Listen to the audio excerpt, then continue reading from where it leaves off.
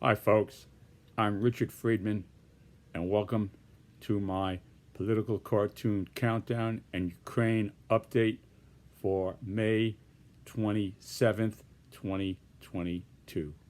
Before we get to that, I just want to extend my thoughts and prayers to all those students, young children who were killed in Uvalde, Texas, at Robb Elementary School, and my thoughts and prayers, a moment silence should be with them.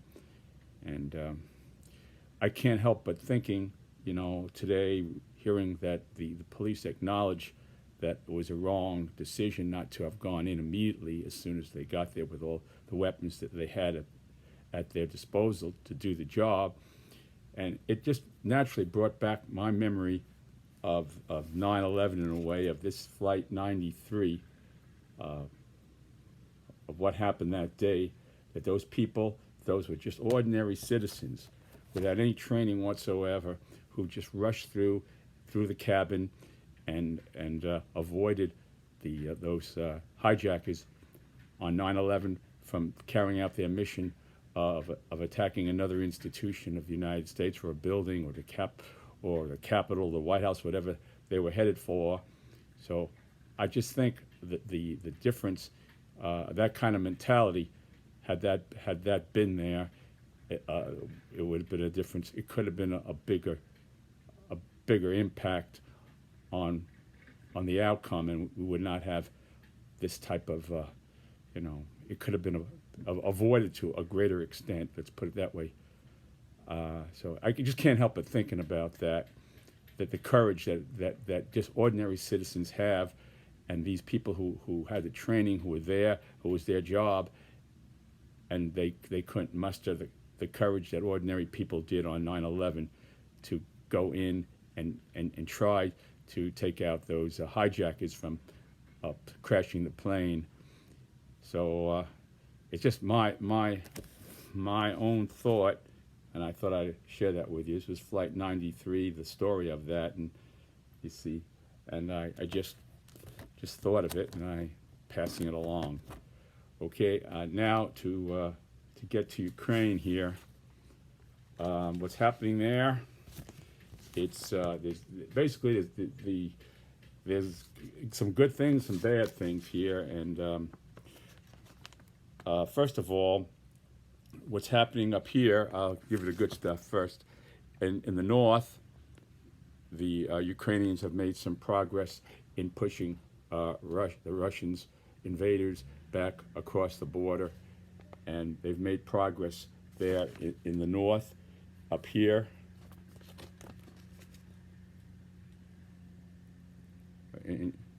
along here, they've made progress in pushing the Russians back to their Russian border.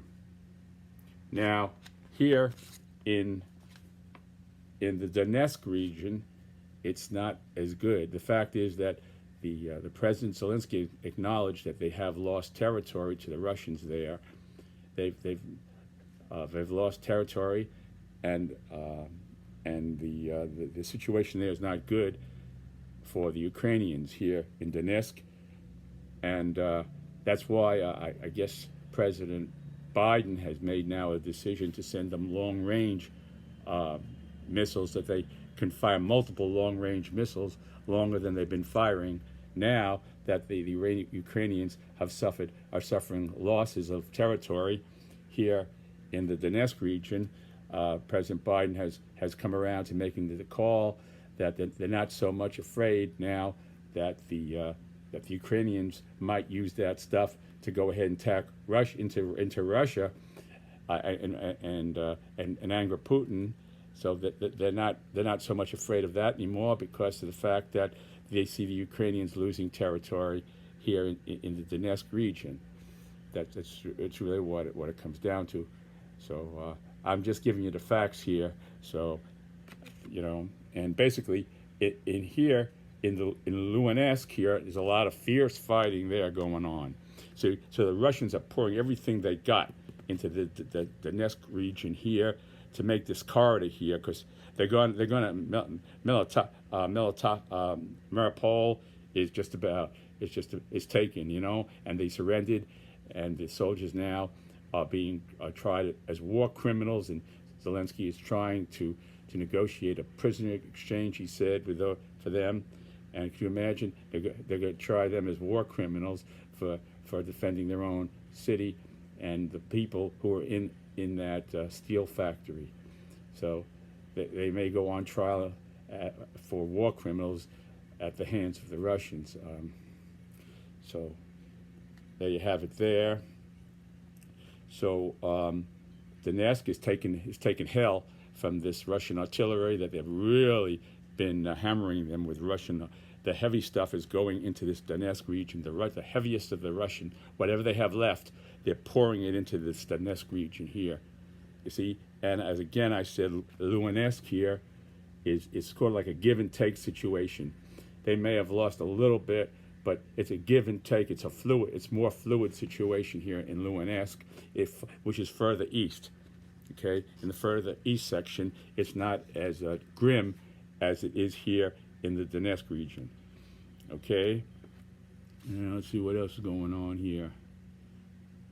Okay, Zelensky has called it the Donetsk a very difficult situation, and so maybe these long range systems, more advanced systems, will help the situation. And I like I say, probably for the same reasoning that they didn't want to send him then the long range missiles. They're still not ready yet to pressure NATO members, or the NATO members aren't ready yet to send in the MiGs. And who knows when that'll I predict that'll happen someday, but I hope it's not too late, because that is a crucial. You can't defend a territory. I mean, we saw what happened with Great Britain. You can't defend against an army without an air force controlling. If they have a complete control of the sky, your enemy has complete control of the sky and the sea around you. I don't see.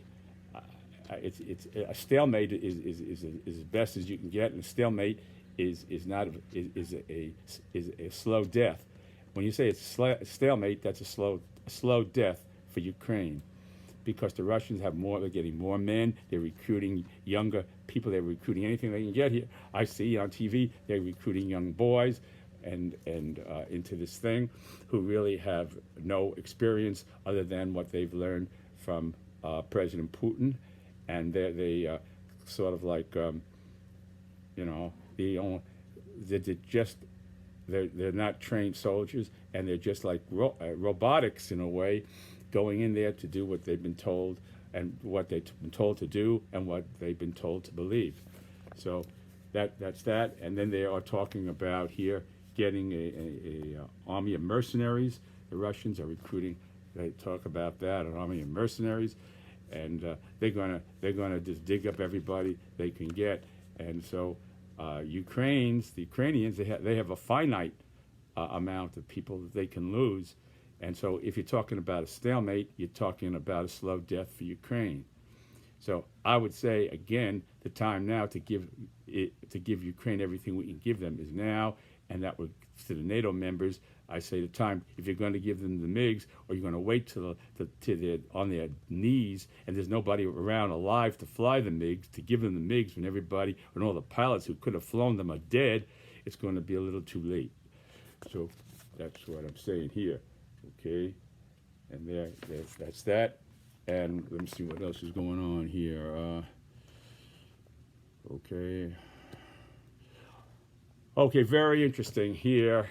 Down in the south, the Russians have said they're opening lanes because the Ukrainians are wheat suppliers to the world, and they've opened up the sea lanes during a certain days and times. The Russians have said they've opened up the sea lanes for ships of other countries to come in and do business there and take out some of the wheat. But they also say that it could be very dangerous, because they've mined the seas around there, including the Azov, the Sea of Azov, and the Black Sea, they're all mined with ready to go off. So it could be a little dangerous for those mercenary merchant ships that come in there. Could be a little dangerous, but you're welcome to. We have a safe passage for you to go through there. So you take that for what it's worth there.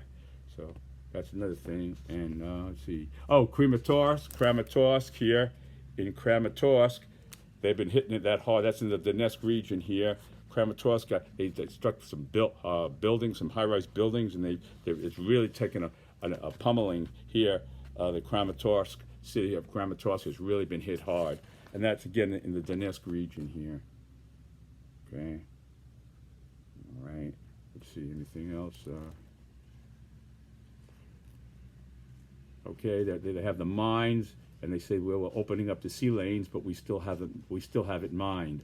So that's an, and then they are they're fast tracking Russian citizens for the land for the cities that they've got here, like Kherson. They're fast tracking citizenship for the people, Russian citizenship to the people there who are in those cities to become citizens of Russia, and trying to just wipe out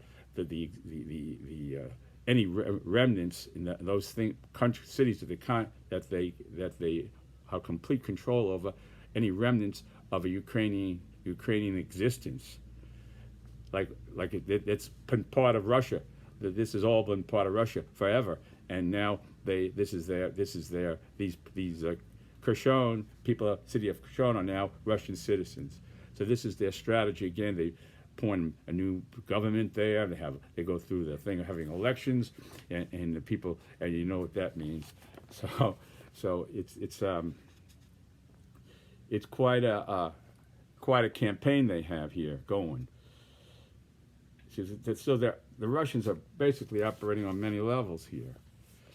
They've got their missiles, they've got their bombs, they got the mines, they've got the Air Force has been very active over more than ever now over Ukraine, and we little piece by piece we send a little bit more, and soon it's going to be too late. And again, I've said what I had to say about the MiG, so I'm not going to repeat myself, but that's that. So there you have it here. Anything else? Okay. That's that. Mariupol. I said that. That's about it. That's about what's going on here. So it looks better for the Ukrainians in the north, and that's about the best that you can say. And also that the President Biden is sending them more. He's paving the ground now for them to get more long-range systems that they could fire multiple projectiles to go long range to take out the Russians before they hit them with their long-range stuff. So that's what it comes down to. Yeah. Okay. All right, folks. Let's get to the cartoons now. Here we go. Okay. We got here 1, 2, 3, 4. 4 cartoons, top 4 of the week on impressions on Twitter. We do this every couple of weeks, this countdown here. And here we go with numero 4 de la semana, number 4 of the week. And we have here Rudy Giuliani. Here's Rudy. And Rudy is being questioned here by Liz Cheney, Vice Chairman of the Select Committee on investigating the January 6th riot at the Capitol. There's Liz. There's Rudy. And Rudy really stonewalled this committee when he went before them. And I kind of did this just before, and then I hear that he stonewalled, so I said, well, another cartoon come true. Well, this is how it went. Rudy Giuliani, former President Trump attorney, meets virtually, you know what that means, that he wasn't there, he was electronically, with the House Select Committee investigating the January 6, 2021 riot at the Capitol for more than 9 hours. He BS them for 9 hours. Okay. Below, an excerpt of Committee Vice Chairman Representative Liz Cheney, Republican Wyoming, questioning Giuliani, giving Giuliani in the 2 weeks since Election Day had become since the Election Day, going back then, before January 6th, after the Election Day, had become a super spreader of election disinformation. He had all kinds of theories. May 20th, okay, and here we go with Liz's question here. Here she is. There goes Liz, and she's going to question Giuliani. Mr. Giuliani, did then President Donald Trump ever ask you for evidence on your claim that glitches in the software of a company's voting machines used in the U.S. election that you had alleged had close ties to Venezuela? So Rudy Giuliani has said his conspiracy theory was that I don't want to mention the name of the company because then there's a lot of litigation going on and they've taken enough hits. So I'm not going to mention the name of the company. I'm just going to say that company, okay, that you had enough hits that were not true, okay, and there's been litigation and stuff, that you had alleged had close ties to Venezuela and affected any vote count or election results. So he's saying, so Liz is saying, did you ever discuss this theory with the president on any evidence that you might have had that supported this theory of Venezuela or Hugo Chavez at the time being connected to this voting machine company that the U.S. election, a lot of these decisive states used? And here's his reaction. Here he is. Okay. A lot of the swing states, in other words, they're focusing on the swing states to change the election results. So he was saying the swing states that used this voting machine had close ties to Venezuela, And then there goes Rudy here. There's Rudy with thumbs up. And Rudy says, my team had been vigorously fighting on behalf of the president to restore election integrity and trust in U.S. elections. I don't recall whether President Trump ever questioned the veracity of my great patriotic call for, quote, trial by combat. So Rudy did say that right before the January 6th attack on the Capitol. He was calling for let's have trial by combat, and he was mentioning some of his theories and that the election was stolen and trial by combat. So you can interpret that any way you want. But obviously, right after that, they went right in there. So trial by combat. So if you have trial by combat, then you don't have a judge around and you don't have a jury. You just have combat. So you figure it out from there. Okay. Yeah, it was really trial by combat. Okay. I don't recall whether President Trump ever questioned the veracity of my great patriotic call for trial by combat. So there you have it. Okay. Now, I did this one. This is basically a flashback of Virginia, quote, Ginny, that's her nickname, I suppose, Thomas, flashback, given newly discovered emails, documents. Here's Ginny, and we'll see. You've probably seen this before if you look a lot on Twitter at my work.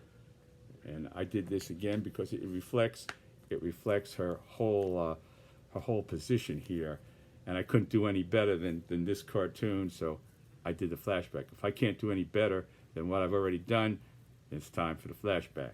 Okay, Virginia,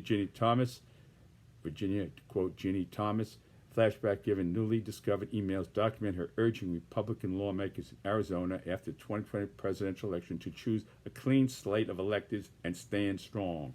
So she's saying, let's wipe away all the electors that were chosen and pick out new electors that we will pick and let them decide how the election should go and how the electoral votes should go, and that would change the election, because they're going to say that these existing electors who represented the will of the people who voted. You see, an electoral college, you don't have to. The electors don't have to vote in accordance with the will of the people.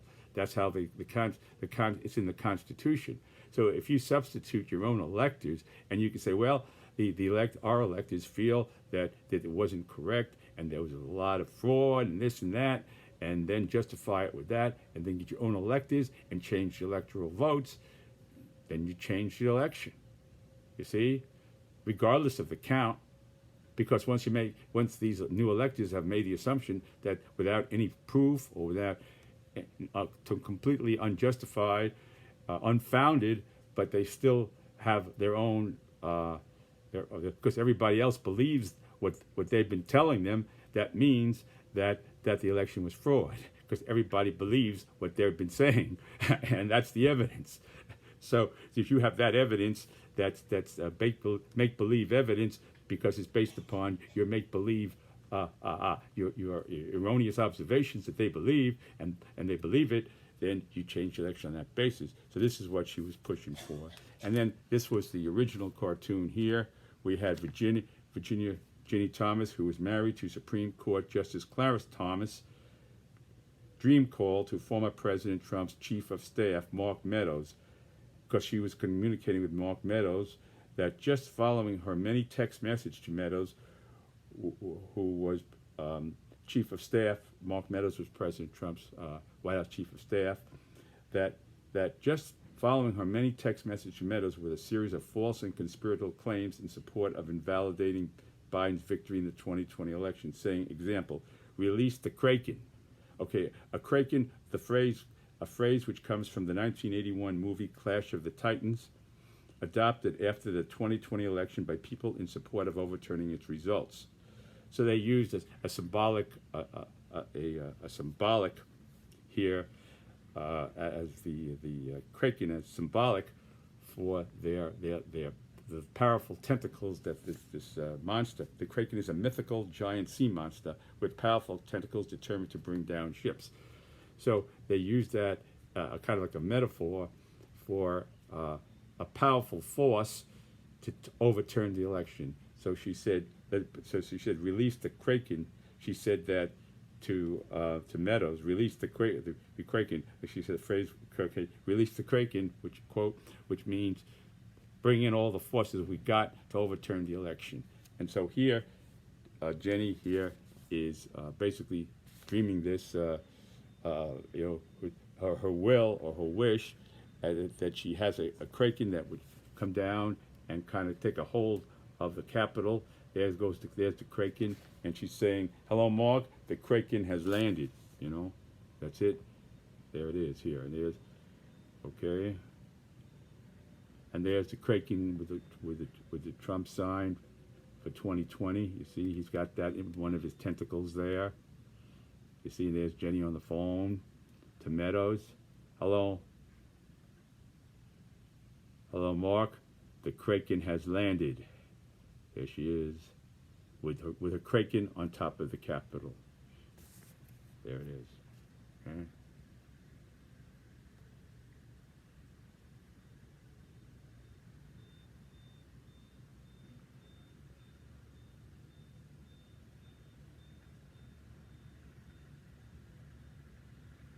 Okay. All right, moving along here.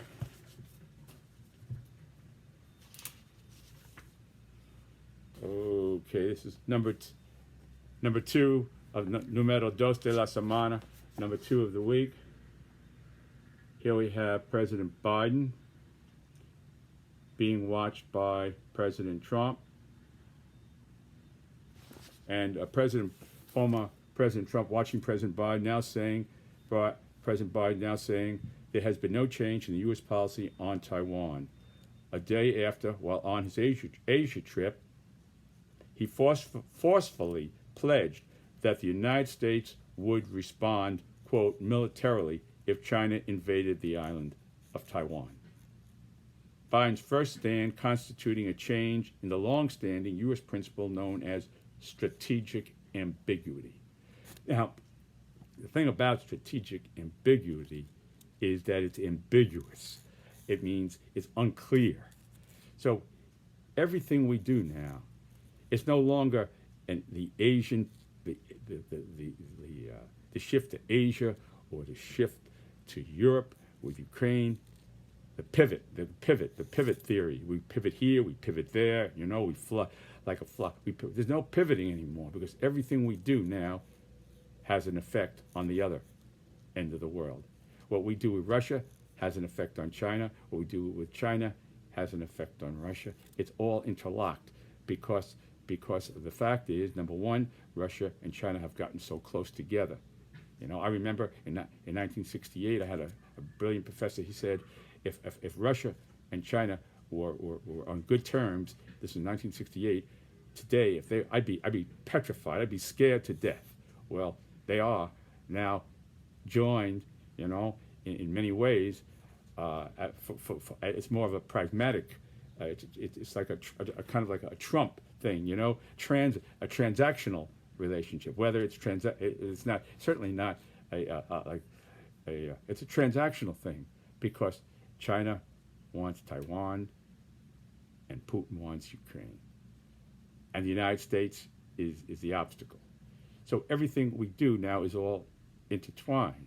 So if you say strategic ambiguity might work with China, okay, but Putin could see that as weakness, that we don't know, we're unsure what we're doing with this, that, the Congress is divided here on this and that. So strategic ambiguity could translate to Putin as weakness, while as to China it could be helpful.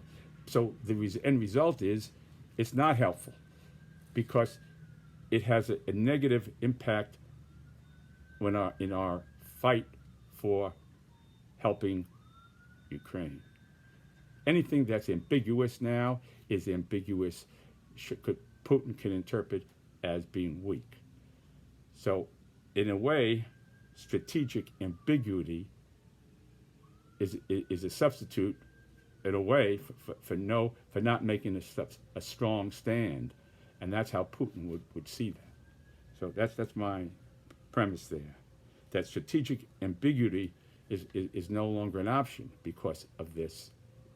It worked with China before, but it ain't gonna. The interlocking by their alliance now negates that, in my opinion. Okay, that's my opinion. Okay, I don't give that too often. Okay, amounting to making it clear what the U.S. would do. Given Trump on Saturday said that 2018 Georgia gubernatorial candidate Democrat Stacey Abrams might be better than existing Governor Kemp as governor.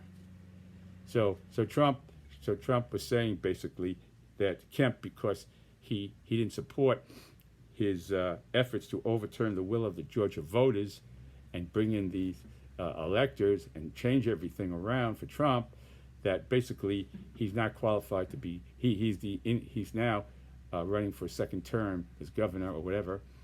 I think it's the second term, but he's the incumbent governor running now. He's going to run against Stacey Abrams, and had he lost, it would have gone to the other candidate who was running there. Okay, so the fact that now Stacey Abrams is running against Kemp, he would like Stacey to stay in that race and not have any further ambitions. Okay, so he's saying here, Trump is saying basically that he's saying that Stacey Abrams here would have made a better president than Joe Biden if it had Kemp lost, and she wouldn't have had to defeat, and she wouldn't be running against the villain, who in his mind, this guy Brian Kemp. So that's the premise here that I made here, because he's going to say that 20 and okay, so that's that here. So given Trump on Saturday said that 2018 Georgia gubernatorial candidate Democrat Stacey Abrams might be better than existing Governor Kemp as governor. You see, that's really so. And Stacey is a Democrat, so that's a strong. And incumbent GOP Brian Kemp, that was Brian Kemp, incumbent GOP Governor Brian Kemp had reportedly declined to support the former, again, GOP Governor Brian Kemp had reportedly declined to support the former president's efforts to overturn the will of Georgia voters, which provoked Trump's rage at Kemp. So here we have President Biden saying there has been no change to United States policy on Taiwan, okay? And the policy had been ambiguity. The policy had been, strategic ambiguity, which you don't say either military or no military. You just say it could happen, it may not happen. But here, President Biden had gone out on a limb and said that he'd commit militarily to the defense of Taiwan. So now he's walking it back. There has been no change to the United States policy on Taiwan. So it's a bit of a walk back there. And then Trump here he's retorting here, and he's saying Sleepy Joe has been brainwashed by his radical left-wing White House woke mob. If Brian Kemp had lost to David Perdue in Georgia and was not running against Democrat Stacey Abrams, I would have said Stacey would make a better president than Sleepy Joe. Loser Perdue should go into the chicken business with Frank. That's Frank Perdue. Call it Perdue and Perdue chickens. Okay? There you have it. All right, there's President Biden.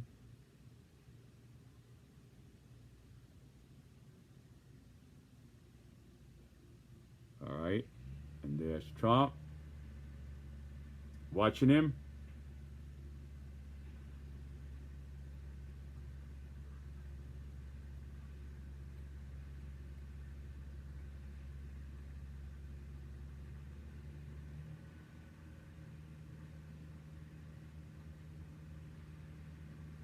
I drew Biden just from the picture, just from the moment, a moment frozen in time.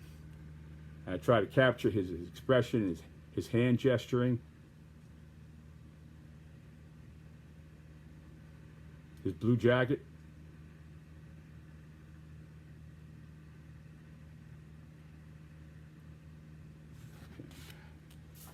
Okay, numero uno de la semana, number one of the week. Okay, here we have this.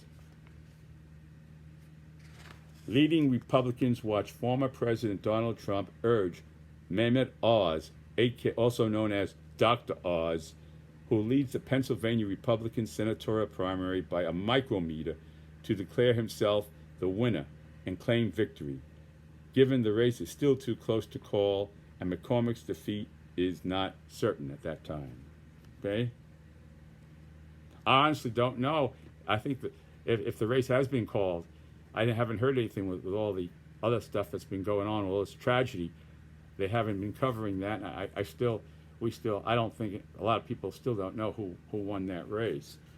In any event, here's at that moment where you have President Trump pushing for Oz. Here he's got his sign here.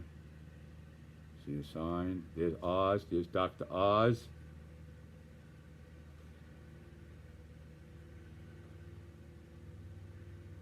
President Trump with his MAGA hat.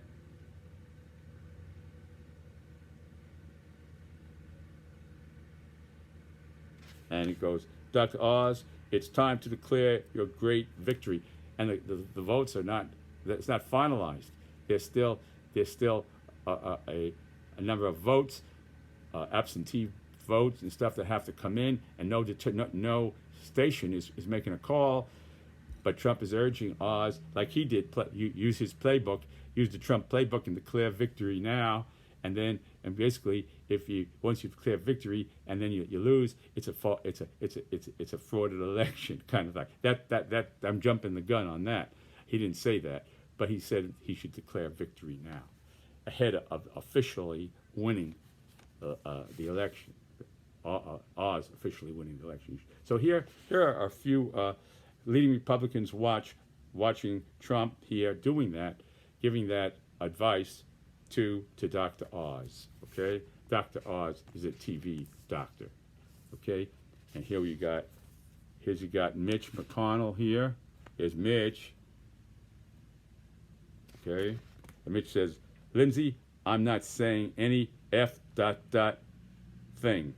Let the Democrats bring back 2020 to Trump. Okay, let the Democrats take care of Trump on this one. And then Lindsay goes, you got it, Mitch. Trump is our party, you know.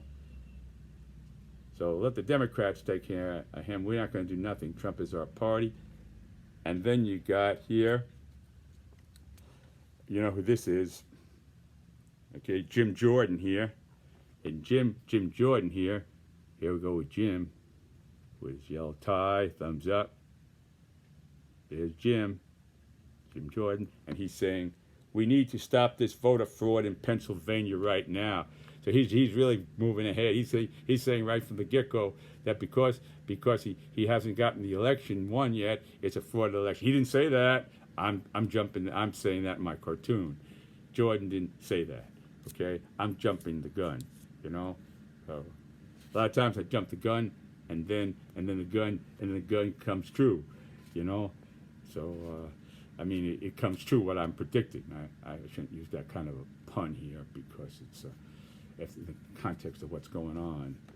But a lot of things that I do jokes about in humor actually come true. Okay, and then you have here the Kevin McCarthy over here. This is Kevin McCarthy. I'll zoom in on Kevin here. There's Kevin McCarthy with thumbs up. And he's saying, I'm not calling Trump till the election is over. You know, so he's not going to call Trump because he doesn't want anything to do with this thing. He don't want to get any hot water, any more hot water than he's already in with Trump. So he's not going to call until the election is over until the fat lady sings, you know, election over, which it won't be over until Trump says it's over, and that's only if Oz wins the election, it'll be over.